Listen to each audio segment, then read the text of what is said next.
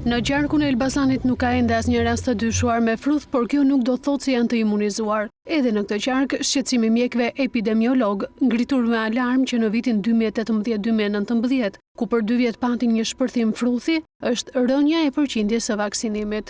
Ne kemi vendosur që alarmin për fruth me kohë, sepse shikojmë një spostim të dozës bazë të fruthit nga ana e mjekëve dhe rekomanduar nga mjekët, po edhe një hezitim nga ana e prindërve. Ky hezitim më së shumti lidhet me të pavërtetën se kjo vaksinë mund të shkaktojë autizëm. Fruthi është smundje e cila jep komplikacione madhore, me shumë serioze për jetën e fëmijës, duhet patjetër që të vaksinohen në moshën dhe në kohën e duhur.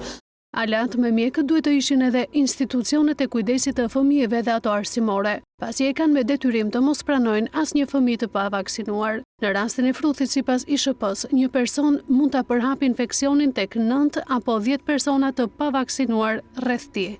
Nëse ky fëmijë nuk është i vaksinuar, nuk duhet të shkojë as në çerdhe, as në kopësht, as në shkollë. Në të gjithë vendin, sipas buletinit të 5 ditëve më parë nga ISHP, mbulesa vaksinale me dozë të parë ndaj fruthit në të gjithë vendin është 86%, ndërsa me dozë të dytë është 93%. Sipas ISHP-s, Tirana paraqit riskun më të lartë për një epidemi fruthi, për shkak të rritjes në 5 vitet e fundit të numrit të fëmijëve të pavaksinuar. Gjithashtu, risk të lartë paraqesin edhe durrësi dhe fieri.